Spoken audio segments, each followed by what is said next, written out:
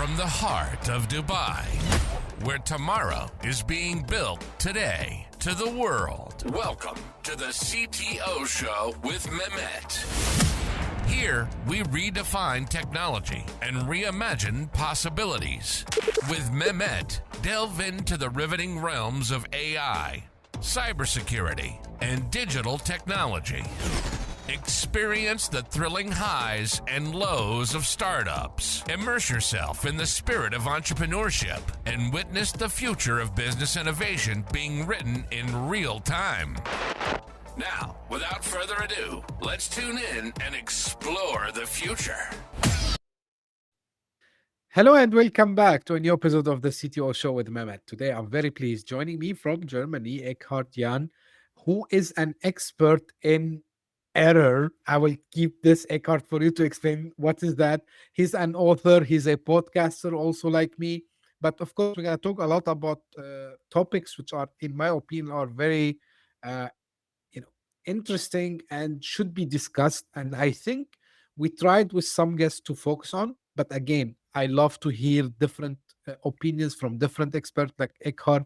And without further ado, Eckhart, my first traditional question to all my guests: tell us a little more about you, your background, your journey, and what you are currently up to, and then we can start the discussion from there. So the floor is yours. Mehmet, thank you very much. I'm excited to be on your show right now.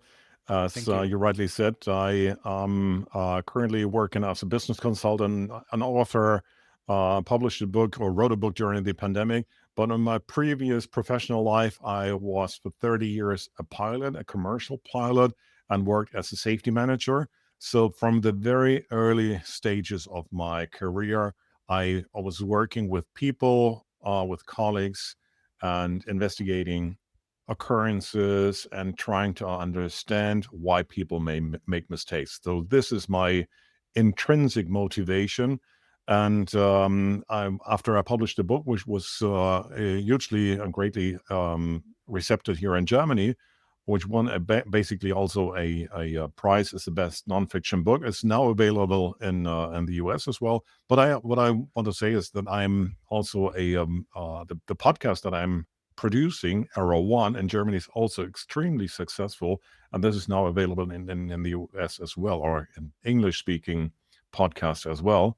But what really motivates me is trying to convey the point that we are at the end of the error chain. And this is what motivates me. And this is why I call this concept the Error One.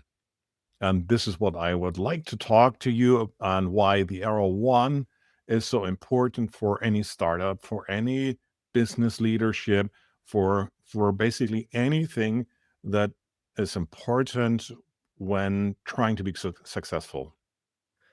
Great. And thank you again, Eckhart, for being here with me today. I really appreciate, the time that you gave to me today to have this great discussion. Now, something traditional, and because you mentioned something about coming from the aviation background, both as a commercial pilot and safety manager, um, when we think aviation, we think about safety and zero error. So, Mm-hmm. um, like, what really happens in? I know maybe it's a loaded question, but you know, how does like this error management cultures look like in aviation sector, and what lessons you think other industries can learn about safety and failure? Oh, that's a great question. I could answer it quickly, but I can answer it at length because there's a long Sure. history about aviation learning from mistakes and learning from errors. And I always keep saying that all procedures that we have, all regulations, all rules that we have been written with blood because there were so many accidents on the beginning of aviation. When I'm looking at 120 years ago, when Charles Lindbergh was flying with his Spirit of St. Louis over the Atlantic, there was no in-flight entertainment, there was no catering, there was nothing on board, and when he barely made it, we had a very, very bad accident rate at that time, but aviation learned from all of these accidents, and it evolved over the decades into a highly safe environment right now that we don't need to be afraid to step into any airplane. As we just Right. before we started the show, you just said you'd step off the airplane. Oh, I Right. knew, yeah, you'll be arriving safe. I don't need to worry that. The only question was, do we make it on time? Yes or no? But that's basically it. It's also we are right now talking about an ultra safe industry that we are in, because we all learn from all the errors and the all mistakes that we did. And what motivates me is that don't look at the end of the error chain when the plane crashed. And there are reasons why, even though people make mistakes, I do mistakes every day, but we have what we call resilient systems where it's permissible to make mistakes, but you have a team and you have a system and you have procedures in place which prevents the error chain from developing into an accident. And this is, I will come back to this, which has been called in academia the psychology of safety, or the safe environment in any company that you require to have a team which is open to active and passive criticism. And this is the right way to deal with errors. Great. Now, let me ask you a little bit about the book. So, because of all this experience you accumulated over the years, you said you decided to write the book, Error One. And of course, I was preparing and I did a little bit of my homework, right? And you say, like, everything begins for a reason, and it has something to do with psychology and the impact of the mistake. So why do you believe errors and failures are something that we cannot avoid all the time, yet they are necessary for foundations of success? Absolutely. When you're looking back, let's go 2,000 years back, Sure. when the Romans said, to err is human. Errare humanum est, to err is human. But what has changed in the last 2,000 years? Nothing. And I promise you, even for the next 2,000 years, humankind will not change in this respect. We always will be making mistakes. We can even predict errors depending on the circumstances and the situation, that we are error prone. And yet, when learning from mistakes, this is where we are progressing as humankind, within the industry, as I just said, in the aviation, but also personally. And when I would ask you, well, you have, for example, you have one of your listeners might face this situation. You have a complicated surgery just a couple of weeks ahead, and you need to decide which hospital you want to go and which surgeon you want to be operated by. Who would Right. you approach?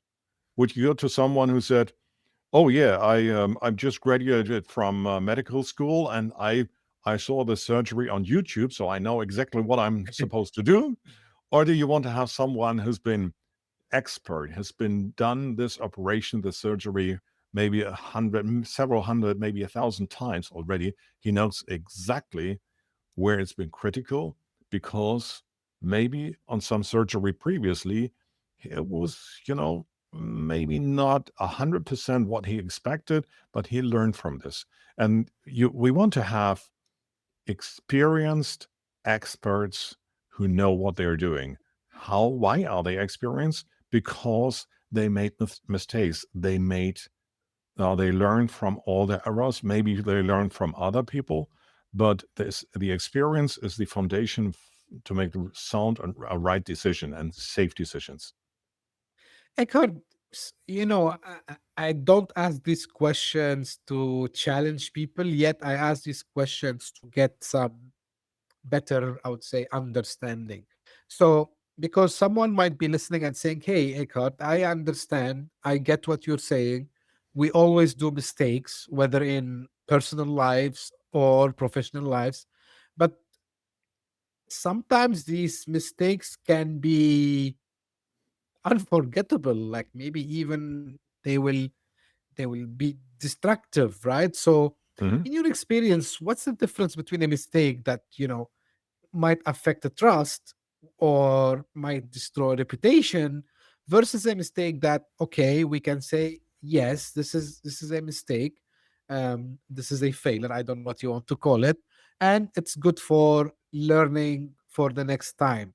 So what is the line that separates these two kinds of mistakes or errors, whatever you want to call them? Mhm. Excellent. Just consider that you look at an iceberg. When you're looking Mhm. at the iceberg, there's always the saying, that's just the tip of the iceberg. That's the only Right. thing that is just above the water surface, and everything underneath is what is invisible. And this is very good comparable to accidents.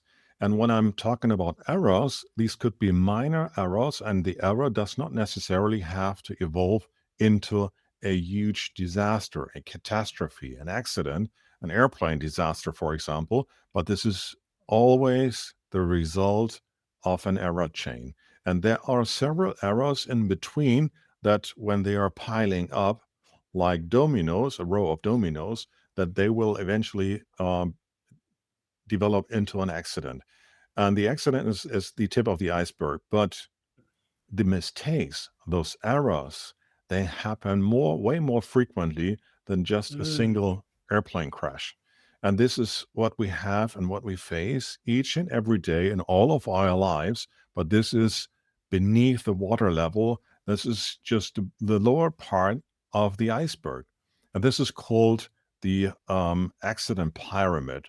It's been researched that before an accident happens, there are probably around 15 to 30 significant occurrences, then 300 minor occurrences, and roughly around 10 to 15,000 observed work errors. These all contain elements of the error chain that at the worst timing, most of the time, they develop into an accident. And this is a single case. This is just the tip of the iceberg. But when I'm talking to my clients, is look for those observed work errors at the lowest level of the accident pyramid, the lowest part of this iceberg.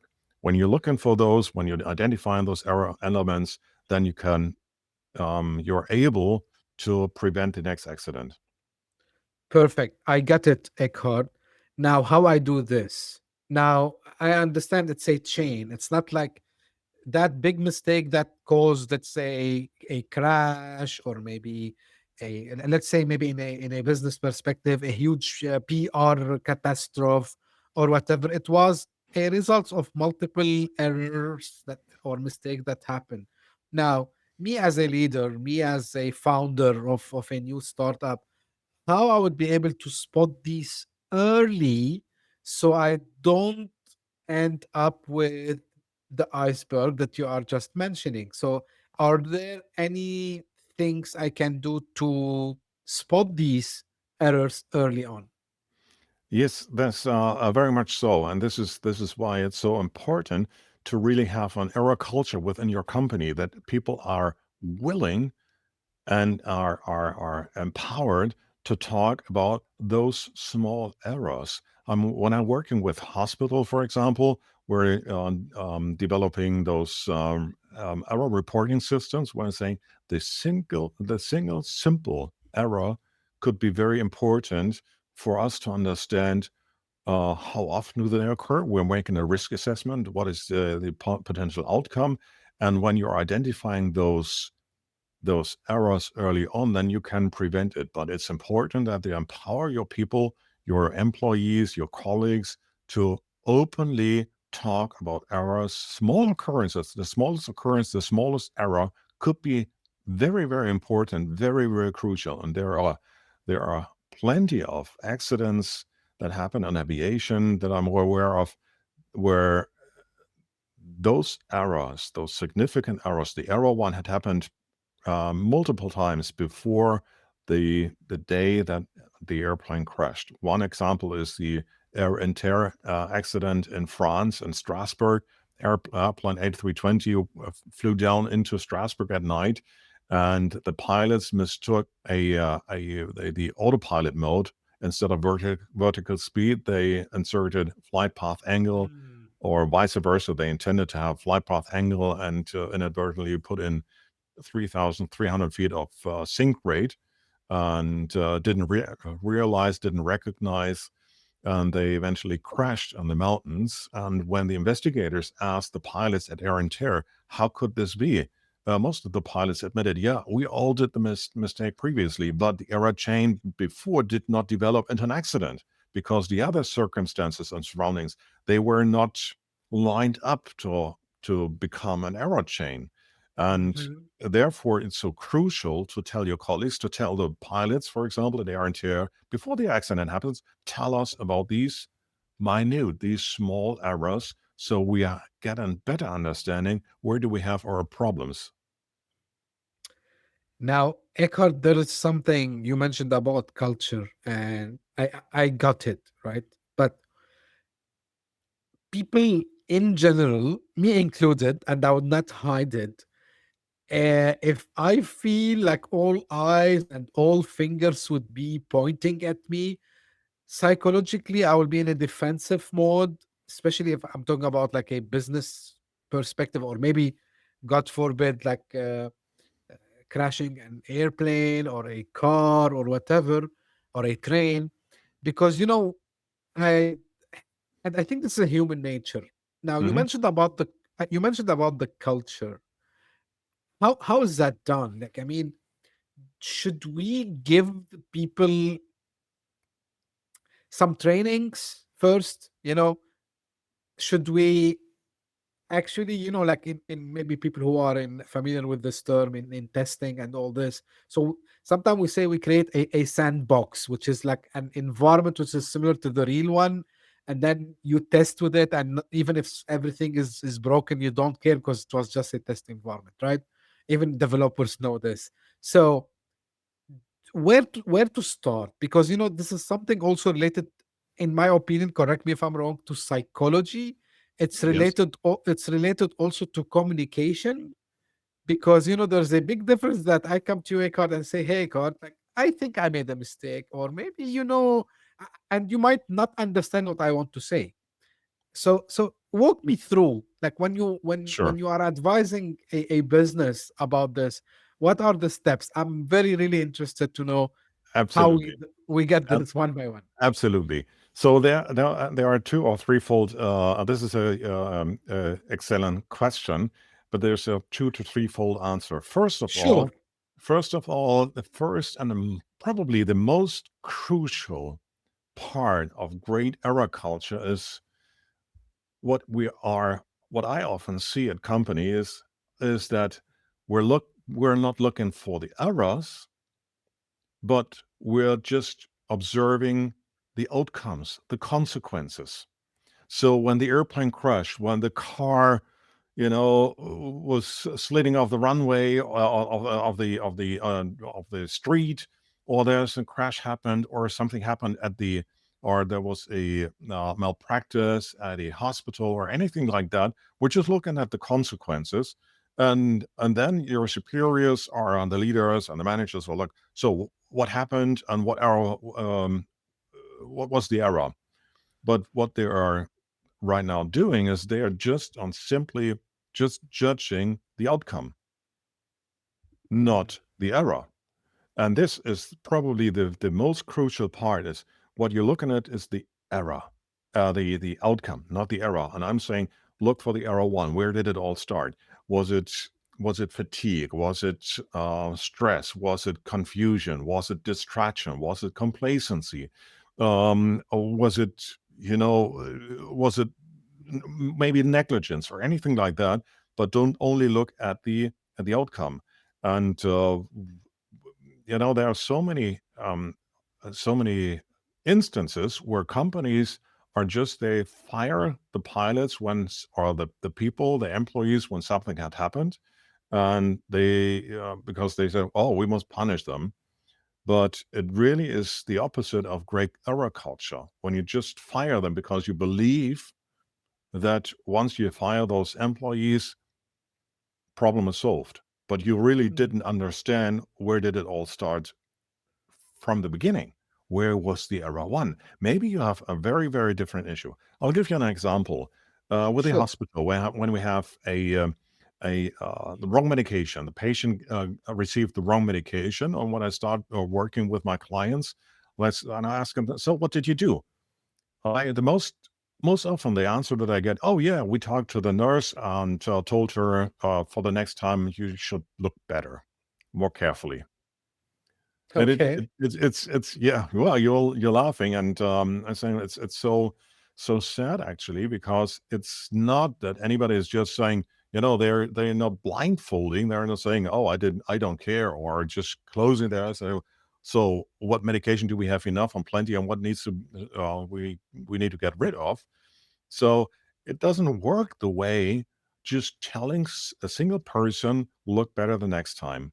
So what I told my clients is, try to figure out, where did the error chain really start. And in this case, it did not start with the nurse, because when we talked to her, she said, yeah, I took the right medication, at least the right packaging, but Mhm. the insert was wrong.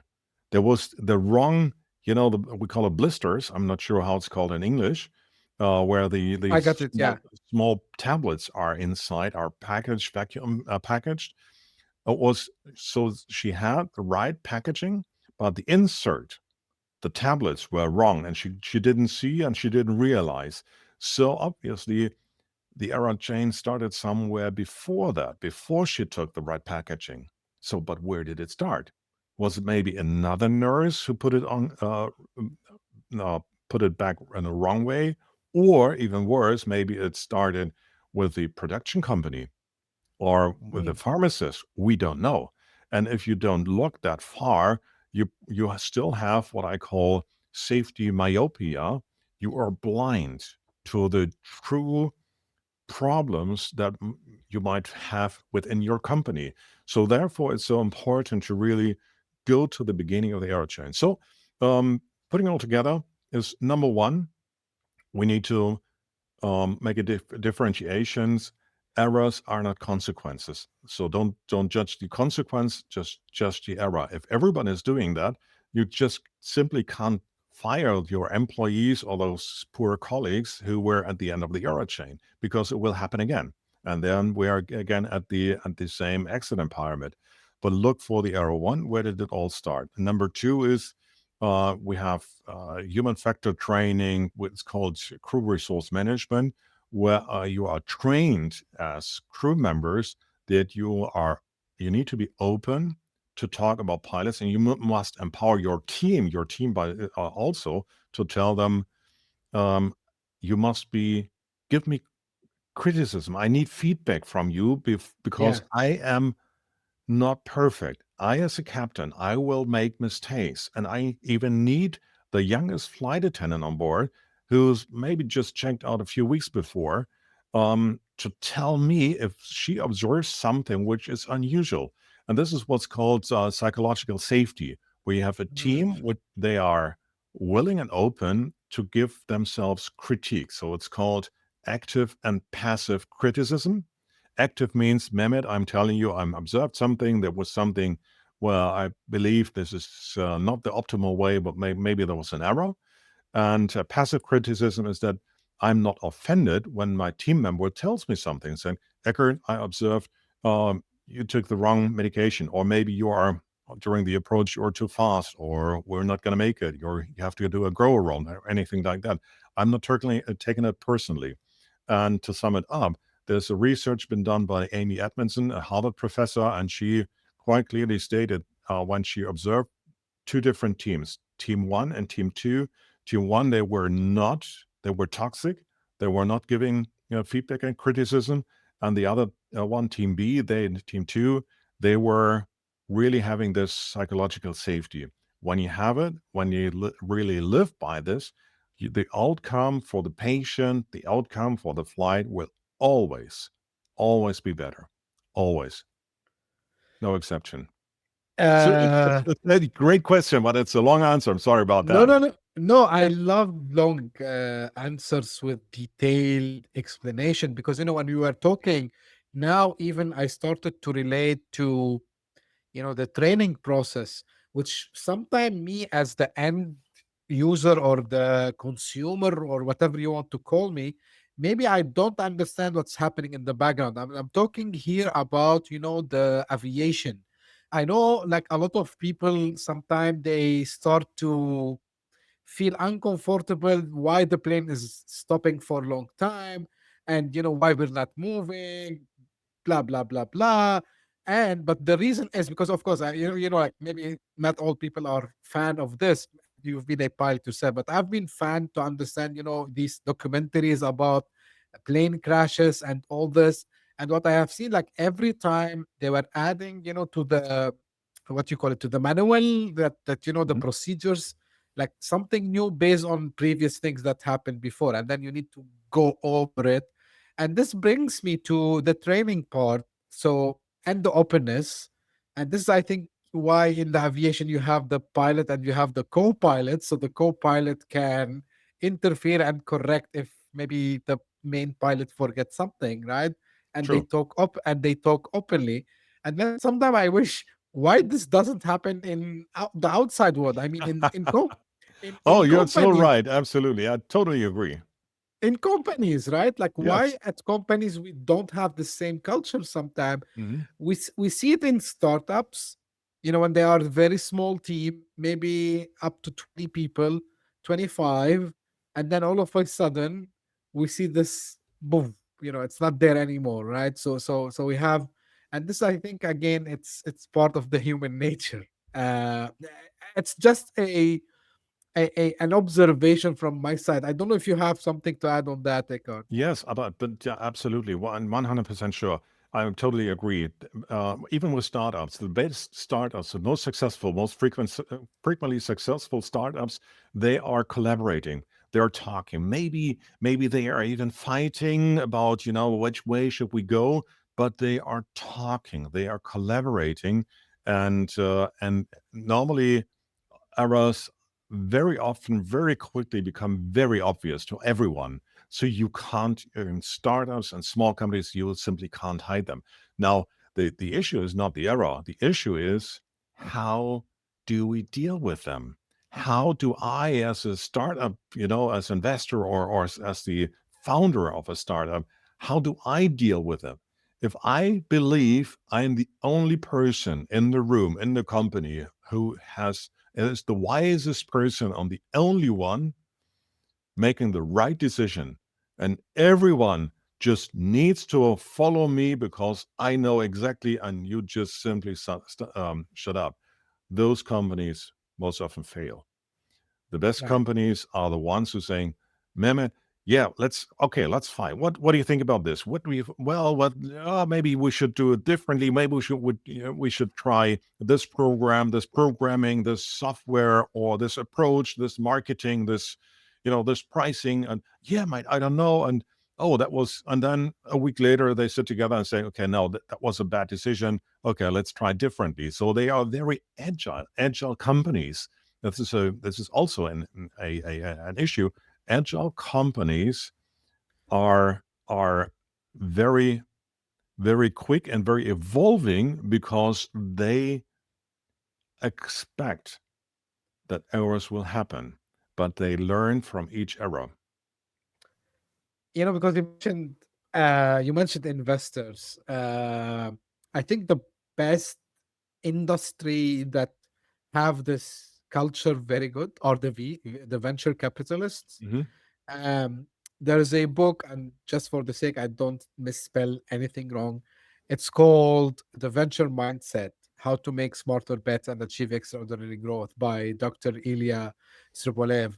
So he's at Stanford. So, I read the book, and one of the things that attracted me is that usually venture capitalists, they don't blame themselves when they do a wrong investment. They start to dig more why they didn't pick up the right one, right? Correct. So Correct. that means, so they accept that mistakes would happen. Of course, they would question why we didn't why we didn't pick up, for example, X company or Y company or whatever. And I think this is back to what you were mentioning about the leadership and how it's important, as leader from day one to understand that, hey, we're not perfect. Like there's, and I always remind people, like, guys, like, take any known company brand today and think, how they started it. And there is something I showed someone the other day. They are very young, so they didn't see it. I showed someone the first computer shipped by Apple, and they were shocked. They said, "Really? A, Yes. a piece of wood?" And I said, "Yeah, guess what? It was a failure also. Like it wasn't a success as they expected, and they had to go back to the drawing board and change things." And they said, "Oh wow, like we didn't know this." And I think this is why Eckhart is very important to spread this more. Uh, I'm a big fan. I tell people, I removed the word fail from my dictionary. I don't have something called fail. I call it learning, right? Hmm. I call Very it good. learning. Yeah. But behind, other than reframing it and seeing it in this way, how do you see companies really benefiting from adopting this mentality and this philosophy of accepting, like, other than, of course, uh the thing that we talk, what are like some other positive outcomes you've seen from companies or organizations that adopted this mindset? Yes. It it didn't. It's not that it's been just invented. It's been there all the time. It's been maybe Right. named differently. It's Toyota invented the Kaizen system, where it said, "Okay, we're learning from each mistake and trying to make improving." Even today, when you're looking not at aerospace and spacecraft, for example. We're looking and comparing the Boeing company when they are, what was it called? I'm not sure. Even the spacecraft that they were sending out, the test flight where the old astronauts were stuck on ISS for Oh half a yeah. year. It was, it's not Dragon called about, but it was called Space something. And they have a totally different approach than SpaceX, for example. When Elon Musk, you might think about him or whatever you want, but when he started and invested into SpaceX, he said, "I know exactly that we will have rockets that will fail. I expect that they will fail." Yeah. Even with his biggest rocket right now, he says, "I know they will fail." And this is, it's expecting them, even calculating them, anticipating them, and then saying, okay, once they failed, we do everything that is required to understand why. And whereas Boeing, on the totally opposite side, they are trying, to think through everything before this first rocket launch. And they postpone their launch and time again and again, again. Something happened. Oh, we don't know. We need to look at it before, and so a very, very different approach when you're talking about spacecraft and how they were developed. And this is for me a perfect example, anticipating errors that they will happen, but then dig into them really deep, try to understand where were the true issues, the true errors, the true problems, where is if you're able trying to find the error one. Great. Now, a question to you, Eckhard, with this age of AI and advanced technology and automation, do you think we gonna get rid of these errors that happens, or the AI will amplify them more? It's gonna be a mirror of us. Um, that's one of the most fascinating questions that I was talking to a lot of experts since AI became really famous. That I I'm really concerned if that is really, if AI is able to cover issues, occurrences where there had never been a single or a similar occurrence before.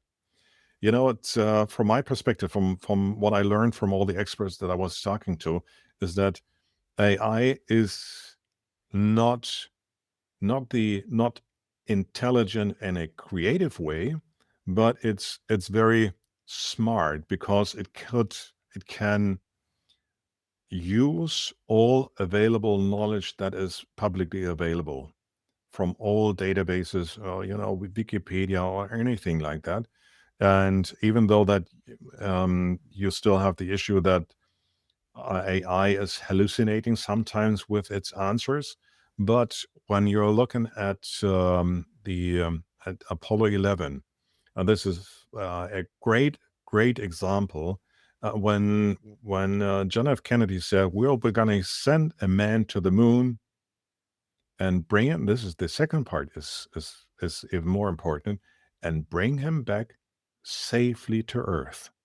Mm. So when they were calculating, and there was no limit whatsoever about resources. There was no limit about money. There was no limit about engineers and scientists that they were using for NASA and working with NASA and all the associated companies to develop the rockets and the entire system in order to be able to send a man to the moon and bring him back safely.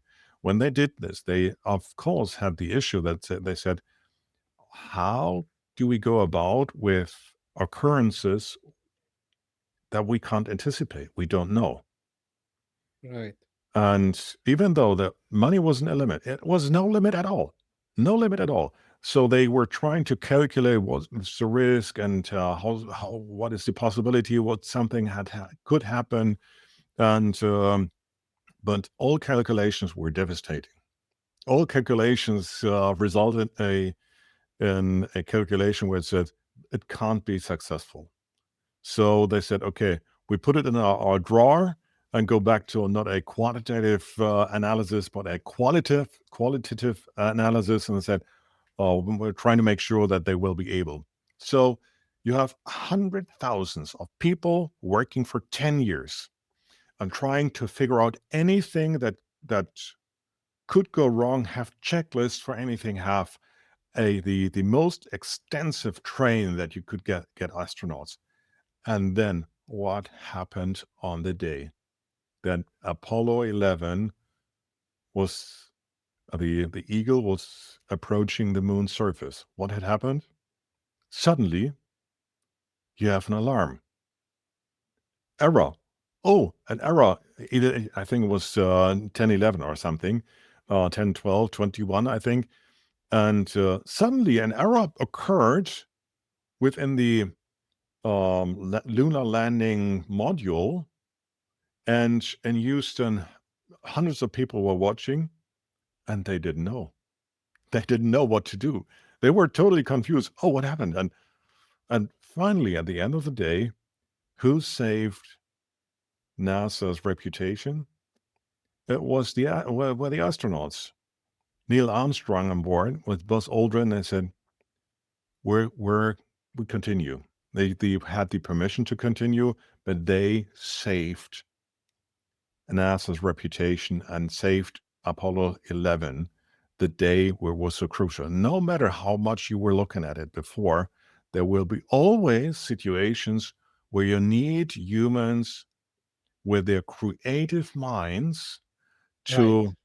to deal with a situation which nobody ever anticipated. And this is exactly the question I asked all the experts, the AI experts that I was talking to. Do you think that AI will be able to anticipate anything like that? For example, a Mars mission. If we are intending to send people to Mars, there will be situations and occurrences where errors will develop and happen, which we cannot predict. And this So, is why we as humans are so crucial, no matter how much you invest into AI, my personal opinion, that you need the creative mind to be able to come up with a solution for a situation which never, never had occurred before.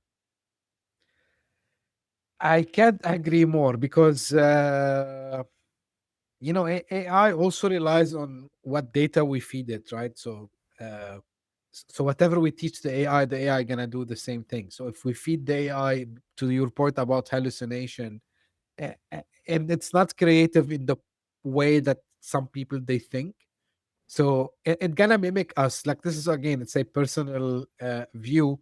Maybe in the future it will, with a lot of more correct and accurate data, it might be able to drift a little bit and say, hey, I think what you're trying to do here is nonsense, because it doesn't follow any physical or chemical or mathematical equation, and it doesn't make sense, especially if it's like something related to applied science. Of course, I'm not scientist, I'm not mathematician by any way, but like, this is the logic that I use. But when it comes to maybe creating new or giving new ideas, yeah, of course, it might give us something right, something wrong.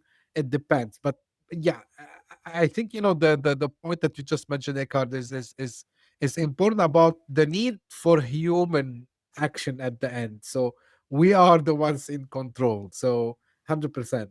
Now, tell me more about your podcast, Eckhard. Like, what do you discuss there? Is it solo? Do you have guests with you? Like, what are the topics you discuss there? Yes. First of all, it's I do interview sometimes, but very often I describe occurrences and accidents that happened. I'm trying to have a story that I'm telling. It starts Nice. actually with the Challenger catastrophe, 1986. That's the after the first episode is introduction. Second episode is Challenger. Then you got the Tenerife accident where the two jumbo jets of Pan Am and KLM crashed. And it Yes. was a single, very, very minute error. And then I have many others. One of the most fascinating episodes that I did, I think, I interviewed the investigator in charge, the person who was responsible to investigate an air crash, which was Sioux City, the DC-10 crash that happened, and to learn from him personally how he understood and how he um, experienced the entire development of the situation. Most fascinating is I never normally the investigators, the NTSB, the National Transportation Safety Board, which is the investigation branch in the United States, when they start investigating, they're being alarmed and called after the crash.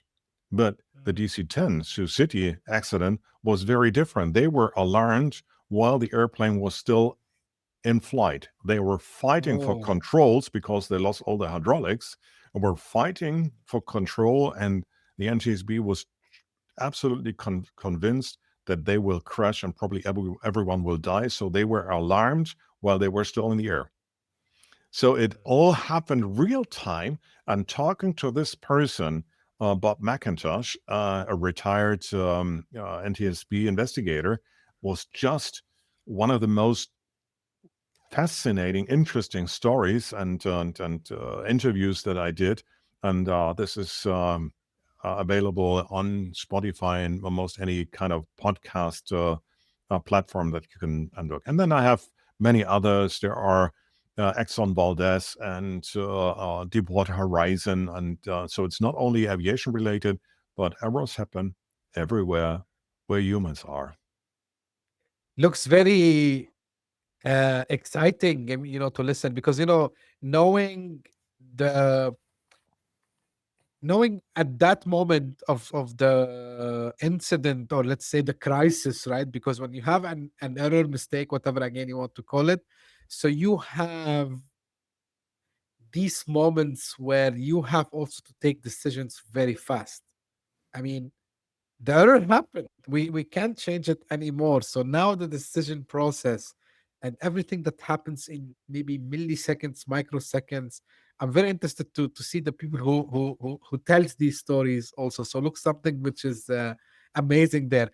what other projects you're working currently, Eckhart, on, and anything that you might want to share with the audience? Yes, you realize that I'm really passionate about this issue, this errors, Yes. dealing with errors. And one journalist asked me, "Well, Eckhart, you seem to be happy about errors." No, no, no. I'm not. I'm not passionate about errors, but I'm passionate about learning from errors and trying to help others to prevent the next accident, to prevent the next catastrophe and disaster. So I wrote the book. I translated it now in English. It's available on Amazon. You can listen to my podcast free of charge. And currently, I'm just on the last steps of having an abridged version of my written book as an audiobook. So you can listen to the most fascinating stories of my book, Error One, as an audiobook. And this will be available just shortly. So I'm excited for this and very happy about this. And I hope to instill, the fire that burns in me to instill this fire and this passion about the subject with my audience. And whenever I have a presentation, as you know, I'm a speaker as well. I'm speaking for small audiences, in front of small audiences, or even hundreds or thousands of people, Yeah. with employees, managers, CEOs, and any kind of people. And when I'm talking about us and as humans, that we humans are fallible, we make mistakes. But True. the most one of the nicest stories that I'm telling them is the story about the tribe of Babemba. The Babemba is a tribe in Zambia in Africa, and how they deal with errors. And when some person, some member of the tribe fail in a bad way, they are not chastising him or criticizing him. They bring him together in the center village, and they gather around him, and then they start cheering him up. They're saying, "Mehmet, you are a great guy. We love you. You're fantastic. You're right the way you are." Then this ceremony goes on as long as it takes until his frustration about his mistake dissipates. And why I love this story, because it's not only because it's so extraordinary, but what they really have made a ritual is that we're dividing between the error and us as a person. An error should never define who we are as a person. And if this is the last, takeaway from this podcast Sure. interview for your listeners, then I'd be very, very happy. Tribe of Bapemba, they are trying they are make a distinction, differentiation between that's just the error, but that should not define who we are as human beings. This is a priceless advice, and I'm happy you mentioned this because uh, I think even in our educational system we need to change this, because part where I blame society on this is mainly in schools, right? Where they show kids, our kids, and me including when I was a small child, that you don't have to make mistakes. Like you should get 10 over 10 grade all the time. And this psychologically, slowly start to, it sits within us, and we forget, to your point, our basic nature as humans, that we make mistakes. And I'm really happy, Eckhart, because the way you explained the whole thing today with examples, with takeaways, really it made me even think more deeply about this.